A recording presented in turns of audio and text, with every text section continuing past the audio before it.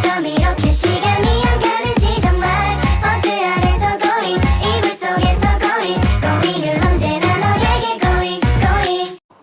Assalamualaikum warahmatullahi wabarakatuh. Saya adalah Duda Mayanti akan mempresentasikan tugas dasar manajemen bisnis. Yang pertama, saya akan menjelaskan tentang definisi manajemen. Manajemen adalah ilmu dan seni yang digunakan untuk melaksanakan fungsi-fungsi manajemen, yaitu planning, organizing, actuating, controlling yang dilakukan oleh orang untuk mencapai tujuan secara efektif dan efisien. Selanjutnya, yaitu fungsi-fungsi manajemen. Di dalam fungsi-fungsi manajemen terdapat 4, yaitu planning, organizing, actuating, dan controlling. Planning yaitu meliputi pengaturan tujuan dan mencari cara bagaimana untuk mencapai tujuan tersebut. Organizing yaitu proses dalam memastikan kebutuhan manusia dan fisik setiap sumber daya tersedia untuk menjalankan rencana dan mencapai tujuan yang berhubungan dengan organisasi. Selanjutnya, actuating. Actuating adalah suatu upaya untuk menggerakkan seluruh anggota kelompok agar bersedia bekerja sama dalam mencapai tujuan yang diinginkan. Selanjutnya, controlling. Controlling adalah proses kegiatan pemantauan untuk memastikan bahwa hal yang dipantau tercapai sesuai rencana dan mengoreksi penyimpangan yang signifikan. Selanjutnya, kegiatan apa saja yang dilakukan pada tahap perencanaan? Yaitu yang pertama, menentukan tujuan jangka pendek dan jangka panjang yang ingin dicapai perusahaan. Yang kedua, tujuan perusahaan dapat dalam bentuk kuantitatif maupun kualitatif. Yang ketiga, menentukan bagaimana strategi yang tepat untuk mencapai tujuan tersebut. Yang keempat, mengalokasikan sumber daya yang dimiliki untuk menjalankan strategi tersebut. Selanjutnya, apa yang dimaksud dengan SMART dalam melakukan perencanaan? SMART sendiri artinya adalah specific, measurable, attainable, realistic, dan time. Spesifik yaitu target harus jelas dan spesifik agar saat melakukan sesuatu semuanya terarah dengan baik. Measurable yaitu memiliki kriteria yang spesifik yang bisa digunakan untuk mengukur kemajuan untuk mencapai tujuan tersebut. Attainable yaitu dapat dicapai, jadi bukan hanya sekedar angan-angan saja. Realistic yaitu kemampuan dan sumber daya yang ada tidak terlalu mudah dan juga tidak terlalu sulit, tetapi juga ada tantangan.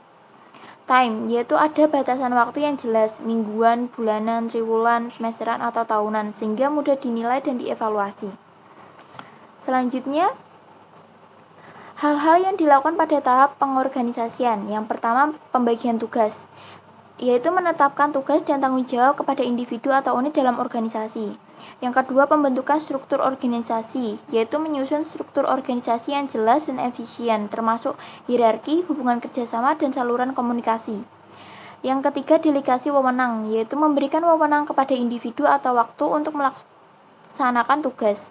Yang keempat, penetapan koordinasi, yaitu menyusun cara untuk mengkoordinasikan aktivitas berbagai bagian atau unit agar bekerja secara sinergis.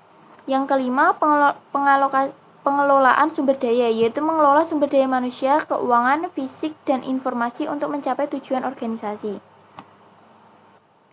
Selanjutnya yaitu beberapa kompetensi yang dibutuhkan dalam perusahaan pengembangan perangkat lunak. Yang pertama, pengembangan perangkat lunak atau software developer. Yang kedua, pengembang web atau web developer. Yang ketiga, pengembang aplikasi seluler. Yang keempat, data science. Yang kelima, administrator basis data. Yang keenam, insinyur DevOps. Yang ketujuh, network engineer. Yang kedelapan, game developer. Selanjutnya, apa yang dimaksud dengan 5M? Yang pertama, man. Man atau manusia merupakan model 5M yang merujuk pada manusia sebagai tenaga kerja. Yang kedua, maintenance. Maintenance atau mesin merujuk pada mesin sebagai fasilitas atau alat penunjang kegiatan perusahaan baik operasional maupun non-operasional. Yang ketiga, money. Money yaitu merujuk pada uang sebagai modal untuk pembiayaan seluruh kegiatan perusahaan. Selanjutnya, method yaitu merujuk pada metode atau prosedur sebagai panduan pelaksanaan kegiatan perusahaan. Yang kelima, materials, yakni merujuk pada bahan baku sebagai unsur utama untuk diolah sampai menjadi produk akhir untuk diserahkan kepada konsumen.